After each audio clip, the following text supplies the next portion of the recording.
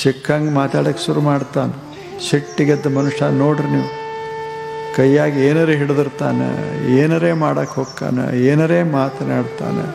ಸಿಟ್ಟಿನ ಬರದಾಗ ಅಂತಾರೆ, ಸಿಟ್ಟಿನ ಬರದಾಗ ಏನು ಮಾಡ್ತಾನೆ ಹೇಳಕ್ಕೆ ಬರೋದಿಲ್ಲ ಅಂತ. ಆ ಸಿಟ್ಟಿನ ಭರ ಬರ್ತದಲ್ಲ, ಆವಾಗ ಸಾವಧಾನ ಇರೋದಿಲ್ಲ, ಅವಧಾನವಾಗಿರುವುದಿಲ್ಲ. ಆವಾಗ ಮೌನ ಇರಬೇಕು. ಸಿಟ್ಟು ಬಂದಾಗ ಹೆಂಗಿರಬೇಕು ಅಂದರೆ ಬರ ಬಾತ್ರೂಮ್ದಾಗ ಹೋಗಿ ಸ್ನಾನ ಮಾಡಬೇಕು. ಸಿಟ್ಟು ಇದನ್ನು ಮಾಡ್ತಿದ್ರು ಯಾರು ದೊಡ್ಡವರು, ಬಹಳ ದೊಡ್ಡವರು. ಭಾರತ ದೇಶದ ಒಬ್ಬರು ಅಧ್ಯಕ್ಷರಿದ್ದರು, ರಾಧಾಕೃಷ್ಣನ್.